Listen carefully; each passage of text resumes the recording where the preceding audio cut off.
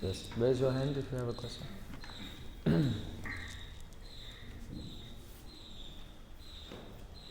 Yes, Madhav Das Brahmachan. Thank you, Vrinda. Hare Krishna. Hari Bol, Hari Bol. Hari Bol, Hari Bol. Hari Bol.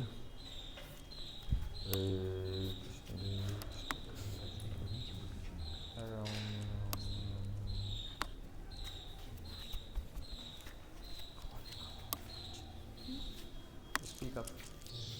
So the question is about the class of yesterday. And the point of the Paramatma, the actual Paramatma, and the vision is caused by a special body, and Bhagavan is caused by a body. From the giraffe, one can see the Shodakasha Vishnu, and from the Raghavana, one can see Raghavana Vishnu. So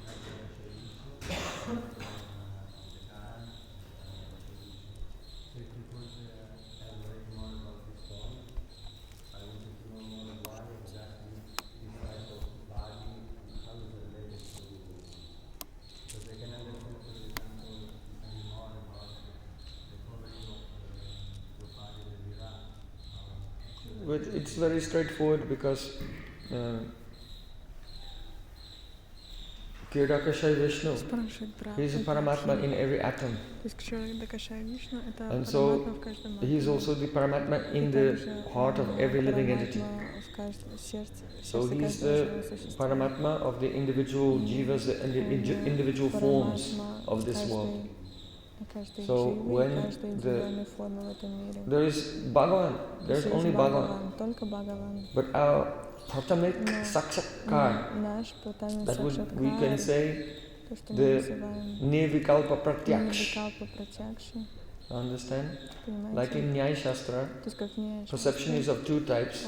First type is the immediate perception, which is it is uninterpreted.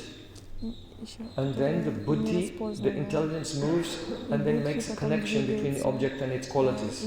So the first level of perception is called nirvikalpa pratyaksha, and then the very next moment, by the movement of buddhi, then you have savikalpa pratyaksha. So in the same way, there's a way in which it is similar and a way in which it is different.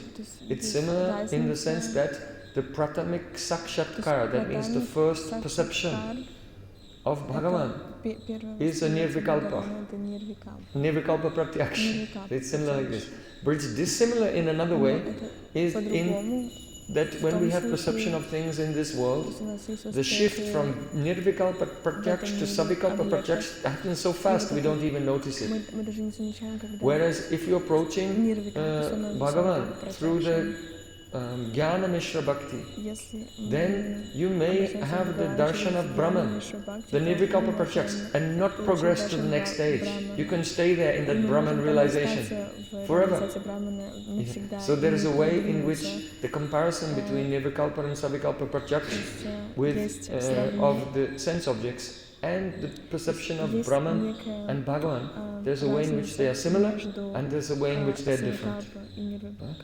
Okay, so this is first.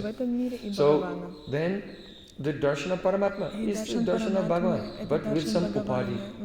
So when Bhagavan is perceived with the upadhi of Virat, then he is perceived as the Paramatma of the individual forms and shapes of this universe.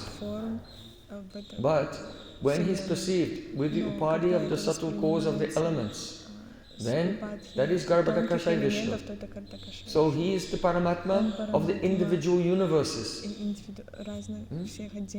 Because actually he provides the Brahma with the ingredients, and then it is Brahma who does the Visarga. It is the secondary creation and then manifests the ingredients into the different forms in this world. But he cannot do it alone. It's without Kiradakasha Vishnu is actually doing. But Brahma has that experience, that he's the instrument of that. So then the Karan, that is the fine subtle cause, even of the subtle and gross elements. So that the Lord who is in charge of that must be Karnadakashai Vishnu. Because there are no universes, and then by his desire then all the universes now. So he's the Paramatma of all the universes.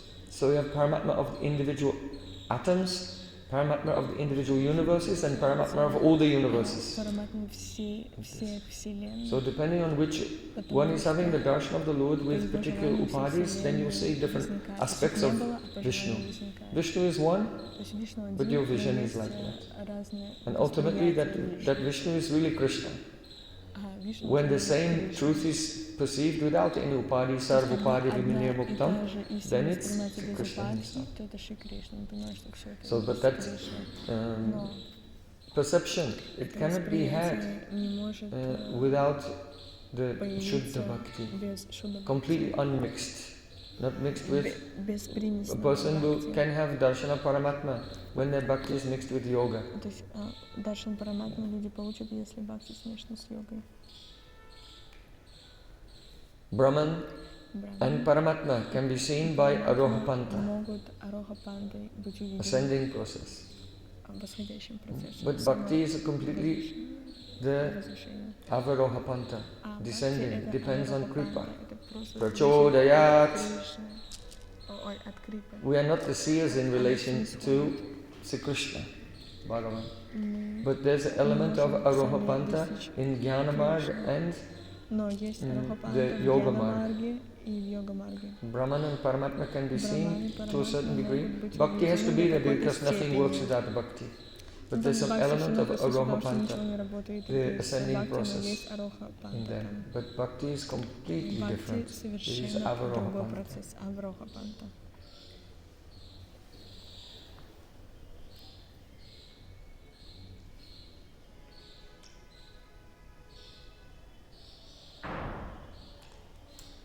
Is it clear? Okay, please. Oh, there's a verse. It is written by Sridhar Swami, the original commentator on Srimad Bhagavatam, describing how the vision of three Vishnus comes from the vision of Bhagavan with these upadhis. So that is in the Bhava Dipika commentary on Srimad Bhagavatam by Sridhar Swami. Jiva Goswami has also quoted it in the Paramatma Sandarbha.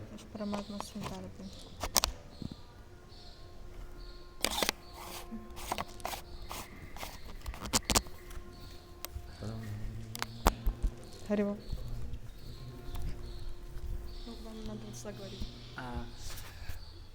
I heard that in Padma Purana says that inattentive chanting is the root of all offenses.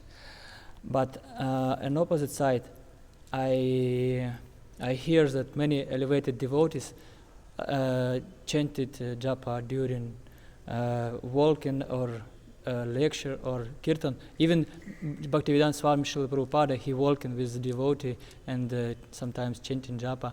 And please explain me what does mean attentive chanting and how to do it properly.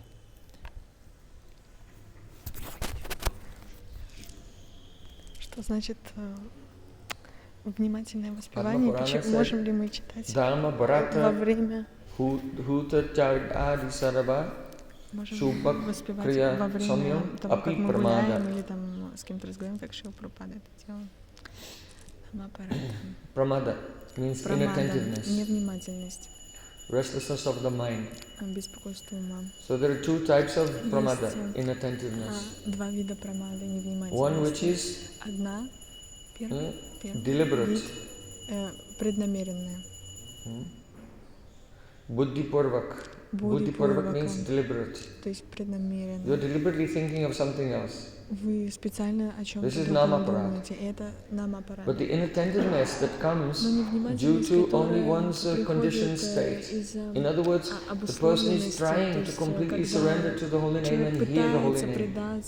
But because they have not gone through anartha-nivritti, they have not come to the ekagrata yet, So just by their nature, there's some unsteadiness of the mind.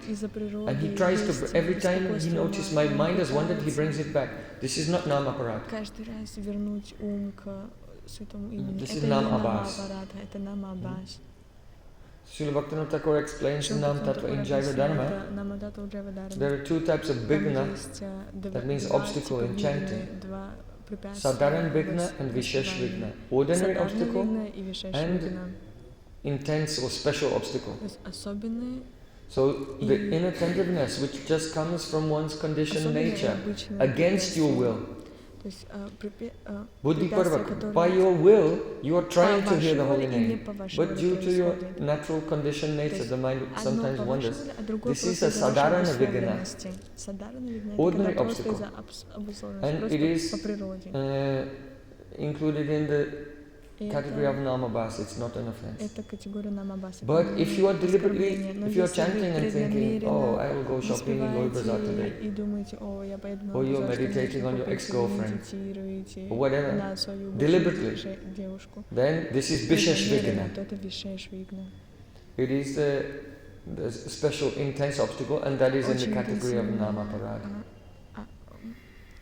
Now, you're saying Srila Prabhupada is going for a japa walk. My Gurudev also used to sit and chant for many hours, but then when it was later in the morning, he would go for a japa walk with the devotees.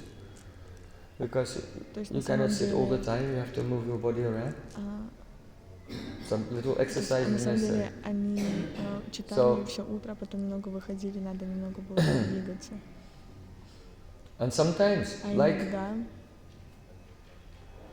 Krishna Priya Thakurani, she was chanting japa while she was hearing Srimad Bhagavatam class from Rupa Kaviraj. Rupa Kaviraj became furious. What is this? Either listen to the Bhagavatam or chant japa. You cannot do two at the same time. And he chastised her. Then after that, he fell down. If a senior Vaishnava is speaking, don't chant japa. If advanced Vaishnava is speaking, for sure you don't chant japa. Just sit and listen. Because when they are speaking, they are transmitting Shabda Brahma. And you pray that it will manifest as a spurti in the heart. And worship every word coming from their lips, as if it is more valuable than millions of diamonds. But in the case of Krishna Priya Thakurani, she is not a sadhak, she is siddha. The difference between sadhan bhakti and bhava bhakti is sadhan bhakti is indriya vyapara. It is an affair of the senses. We can also call it indriya prerana, instigated from the platform of the senses. So in the stage of sadhana bhakti, then by your will, buddhi parvaka, you say, now I will chant Hare Krishna, and you instigate the chanting yourself. So sadhana bhakti is indriya prerana, instigated from the platform of the senses. But bhava bhakti is not like that.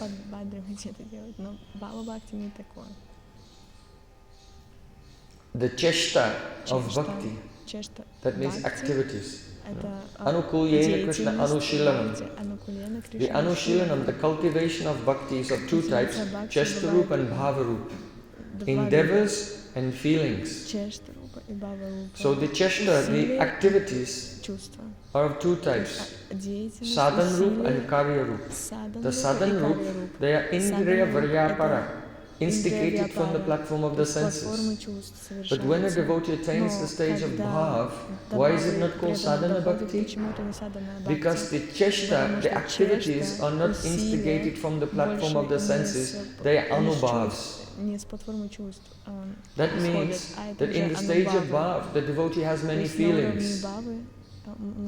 And his hearing, chanting and remembering are coming spontaneously as a reaction to his feelings.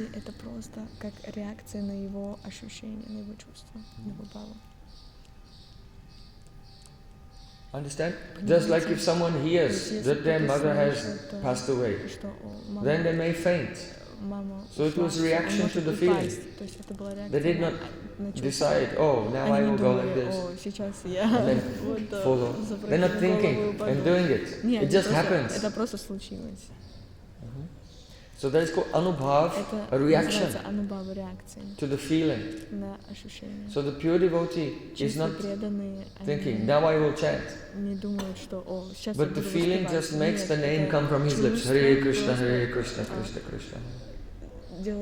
So if a pure devotee is hearing Srimad Bhagavatam and he's having so many feelings, he cannot stop it. So there's a difference between person thinking, oh, I have to finish my fixed number of rounds, and later I want to sleep, I won't have time. So let me try to squeeze them in during the Bhagavatam class. This is not the same as Krishna Priya Thakurani, who cannot stop chanting because the name is dancing on her tongue. Just like Prakashananda Saraswati. When Mahaprabhu came to Kashi, he said, you are a sannyasi. You should be studying Vedanta and meditating on Brahman. Why are you singing and dancing in the street with crowds of people, men, women and children, with common people? Mahaprabhu said, excuse me, but I am not chanting, I am not dancing, but this name makes me chant and this name is making me dance. So what he was doing, it was the anubhav of his ecstasy. So we should not compare ourselves to the high-level devotees like Prabhupada, my Gurudev, our acharyas.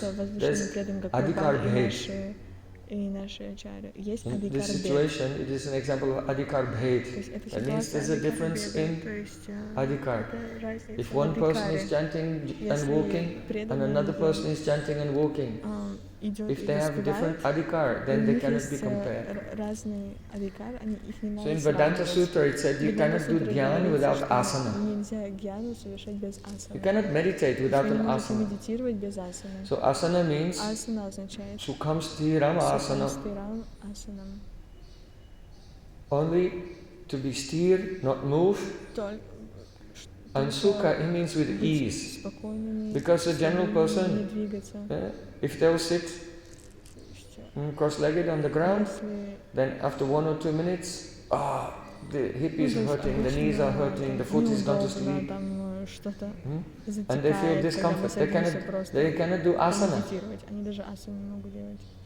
Because they can be still, and then sukha means with ease. Easy. There's no stress at all. So if a person will chant nama bhas, then when they are sitting, then they don't even feel the body. Everything is relaxed, everything is still, everything is no disturbance, and then afterwards, then they cannot even identify or feel the body. Yada bhaso pyudvan kabalita bhavadvanta vibhavo. Only the abhasa of the holy name swallows the darkness of ignorance.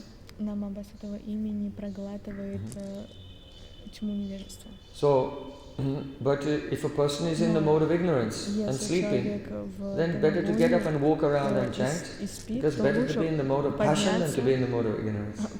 It's an improvement.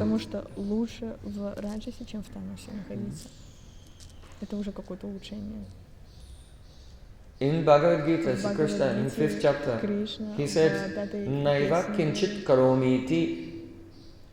A person with pure consciousness knows that whether they are standing, sitting, walking, talking, eating, opening or closing their eyes, that only the senses are engaged in the objects, but I, the soul, am doing nothing. So the person in pure consciousness does not have kartrita abhiman, the sense of being the doer. Prakrite kriyamanani gunai karmani savasha. Hankara vimudatma karta am iti manyate. So as long as the ignorance is there, ahankara is there, kartrita abhiman is there, then if you walk, you will think I am walking, and you will be distracted. But the pure devotee knows, naiva kinchit karomiti, I am not doing anything. когда вы думаете, что надо when he is walking, he's stiller than you are than when you are sitting. Это то же самое, He's more когда вы still сидите. than you are when you are sitting, when he's это running, личность, тот, кто не отождествляется с Критра when he's jumping up он and более down, спокоен, because he чем вы, doesn't have которые the сидите. Потому что он может Abhimana, бежать, но у него нет Критра Абхимана, вы the sense сидите, of но вы с being the Критра doer. Абхиманом. So it's not the same if Srila Prabhupada То will есть go это for a не то japa же walk. самое, что когда Шрила Прабхупада You say, oh, идет he's moving на around, he's прогулку being с джапой. inattention. То есть он He's там more still двигается, than он you are when you are невнимательный. paralyzed. На самом деле он более спокойный, чем вы, когда вы So again, this парализованы. is example of adhikarbhed. Это пример адикарбеда. Yes. Chandrika.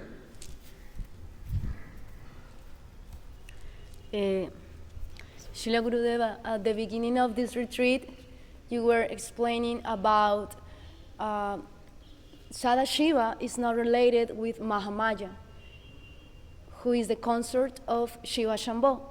So I was wondering if Shiva Shambho has a Mahamaya as a consort, what is the relationship between Sadasiva and Yogamaya? Yes, Yogamaya is the consort of Sadashiva. Advaita Charya's wife is Sita. You know, we say, Nitai Gaura Sita Nath Premanande. Here Sita Nath means Advaita. So in Gaura Lila, she is the incarnation of Yogamaya. You can see in Gaura Gana Desha Dipika. Advaita Charya's wife, Sita is Yogamaya. So you can see all the correspondences exactly match. Everything is in a perfect symmetry. Все симметрично. Oh, one thing I can add. Я That могу is, кое-что добавить. let's say in Braja Lila, То есть, например, во Враджа Лили Yogamaya Yogamaya actually has a form like Durga, имеет форму Katyayani. как Дурга. When the gopis are worshipping Когда Katyayani, гопи поклонялись that is not actually Катьяне, Mahamaya. на самом деле это не Махамая. Of course, because it's Naravat Lila, they're thinking we're worshipping Durga, just like ordinary girls in a village think we're worshipping Durga, and she's like the Mahamaya of this world. But that Katyayani they are worshipping, or the form of Durga, or Gauri, just like as Radharani worships Surya Dev. So Chandravali worships Gauri. Where? Gauri Tirtha. That place where Bhaktivedanta Goswami has the ashram, there is very close to Gauri Tirtha. So that is just like Radhika, she goes to Suryakund and Radhakund, they are on this end of Govardhan. So Chandravali goes to the other end of Govardhan and she does her puja and meets to Gauri and meets with Krishna in Gauri Tirtha. There's a big pond there. I took all the devotees there on Parikrama in Kartik time. Yes. It's neglected, but anyway the Gauri Tirtha is still there. So we can see here Chandravali is worshipping Gauri. So this form of Durga in Radha Krishna's Leela in Vrindavan, this is actually Yogamaya Devi. But at the same time, Yogamaya Devi has a form in the Braj Leela like a human being. Who is that? Purnamasi Devi. Purnamasi. So in Gaur Leela the same thing is there. In Gaur Leela, Yogamaya is Paradamaya. So Paradamaya is the deity of Durga who lives in the banyan tree at Paramatma. Paramatma is the modern, it is a Apabrams, a corruption of Praudamaya Tala, the tree where Praudamaya is living. But the Bengalis call it Paramatala. But it comes from the ancient Praudamaya Tala. And Vrinda Shiv is next door. So just as and in Vrindavan you have Gopishwar Mahadev. So just as in Vrindavan you have Gopishwar Mahadev and Katyayani Devi. But that Durga has a human form in the Lila, that Yogamaya, has a human form in the Lila, and that is Purnamasi Devi. So in the same way, in Navadvip Dham, Paramatma is there, she is the Praudamaya, Praudamaya of the Navadvip and Vrinda and the Praudamaya of Navadvip also has a form, a human-like form, and it's the wife of Dvaitacharya Sita Devi. The forms of Yogamaya are not also limited to Purnamasi Devi. She is the Yogamaya of all the lilas in Dasa Sakyavatsalya and Madhurya. But because she has a form of a Gurujan, a senior person, so Radha Krishna will be very shy and inhibited in front of her. So Yogamaya has another form, especially for the department of Madhurya Rasa. One department, Madhurya Rasa, that is Vrinda Devi. So we were speaking about Mukunda in Gaura Lila, Vrinda Devi is Mukunda. So Vrinda also has so many manifestations, like Vira.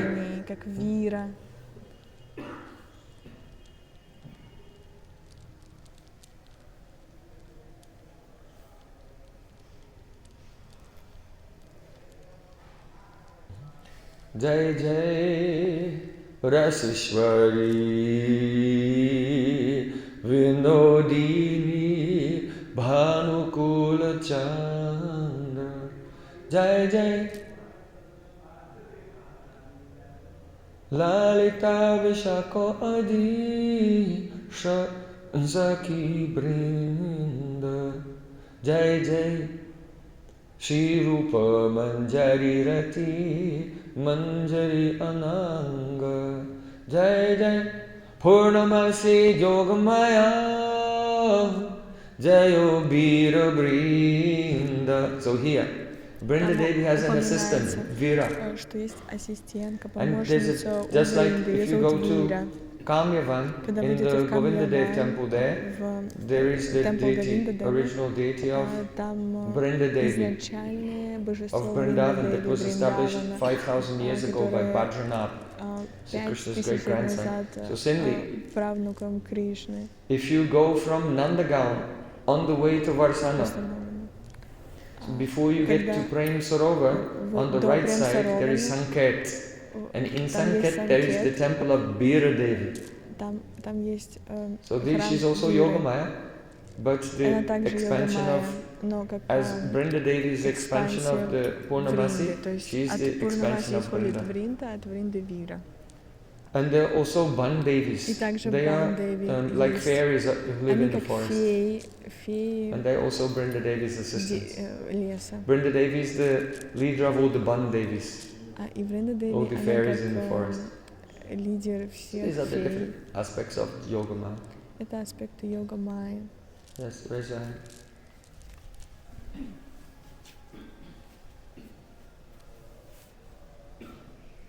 Yes.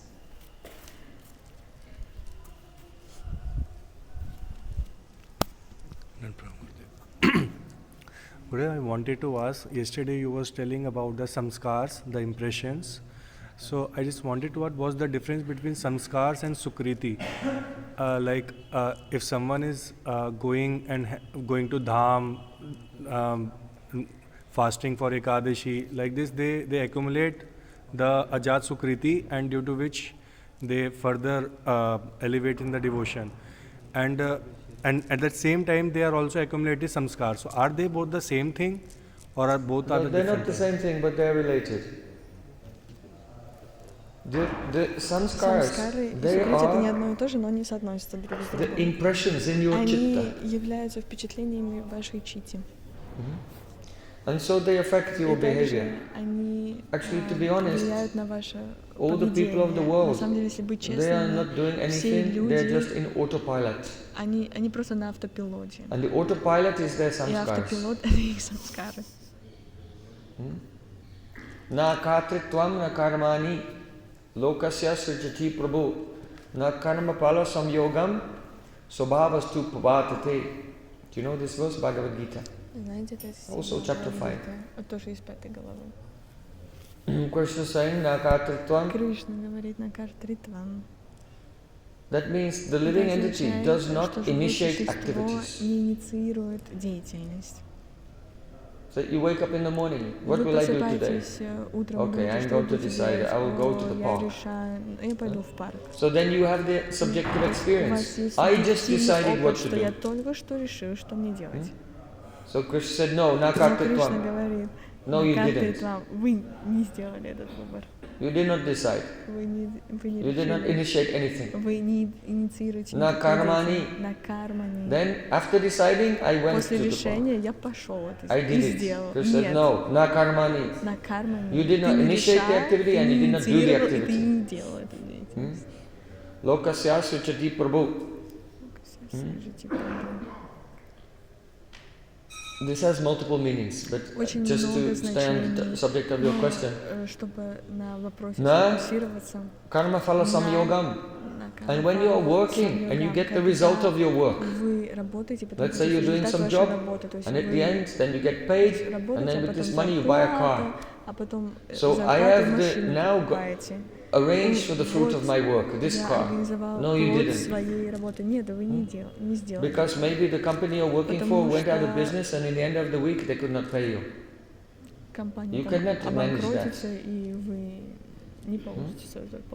Or maybe you got the money and on the way to buy the car someone stole it from you.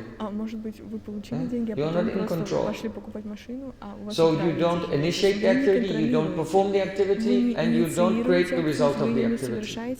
How is it going on? So bhavas tu pravartate. It's going on by swabhav. So swabhav means samskar. By the samskaras in your chitta, in the subconscious mind. And when a sanskar from the subconscious mind comes into the conscious mind, you identify with that, and then that initiates the activity. If in your previous life you were smoking a cigarette, then in this life that sanskar will come into your mind and say, I want to smoke a cigarette.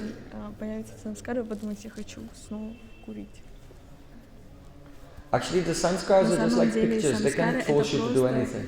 But if you're identifying with them, then you just go along with it. So that's why I said autopilot. The common person, because they identify with their mind, is just on autopilot, and there's a flow of samskars from the subconscious mind to the conscious mind. And however those sanskars are moving, they're just going on. And out of illusion they think, I am choosing, I have free will, and I am doing everything of my own volition. You have free will, but once you surrender to Maya and become covered, that was your free will. And now the material energy is doing everything.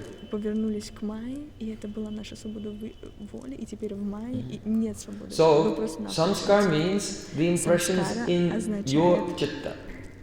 Now one could say, well, the impressions in my chitta cannot bring the result of my work. Because that involves the whole universe. If your boss is going to pay you or a thief is going to steal your money, like that was not the impression in your chitta. It was the impression in someone else's chitta, or it can be in the cosmic, in the universe. And so, how your fortune unfolds. So bhavas tu pravartate, everything is going on by swabhav. So swabhav refers to both types of impressions, the ones in your own chitta and the ones in the cosmic chitta, the mahatattva as well. So, if you do the karma mukha sukriti, then it makes an impression in the cosmic chitta. And so, you can get good luck. The fruit of your work is coming. But that is, you are not aware of that yourself. So, the impressions in the universe which bring about your good fortune, this is sukriti. And the sanskars in your own chitta which accept your state of mind, it's also a kind of samskar. But that is your subjective experience. So the subjective samskars that is sanskar. And the sukriti is a kind of sanskar, but it's related to your destiny of your life. So it's not limited to only what's in your consciousness, but in the universe by which your fruits of work are coming and your destiny is unfolding. Understand? So both are types of sanskar. But when we make the distinction between sukriti and sanskar, we mean the sukriti is in the cosmic chitta by which your good fortune comes about. It may be the jnana mukha sukriti, kama mukha sukriti, bhakti mukha sukriti. And when we make the distinction about sanskar, then we mean the sanskar in your own chitta by which when you're meditating, your thoughts and feelings are arising. But yesterday we spoke about Gada Sanskar. Now this is a very critical point. Because from one point of view, your Gada Sanskars, they're impressions made upon us by Rasic Vaishnava association. But Srila Bhaktivinoda Thakur in Jaiva Dharma, he gives another perspective, let's say a Hladini Pradhan Vichar. Where he said that, let's say, for example, if you associate with someone in Samskaras and someone in Vaikuntha Bhakti and someone to Ramachandra, you get impressions. And due to these mixed impressions, you cannot get a taste in any kind of rati. Right? So this is definitely the impressions coming from outside in your chitta. But Srila Bhaktivinoda Thakur makes this distinction. Gada Sanskar is actually the Adi Sanskar of your Swarup. So that is different. When you associate with the Vaishnavas who are, you have eternal, the Sadguru with whom you have eternal relationship in the spiritual world, then by their association you begin to experience the Gada Sanskar. And that is, those are the Adi Sanskar of your spiritual form. And the degree to which the Gada Sanskar arises, to that degree we can understand the achintya bhavas.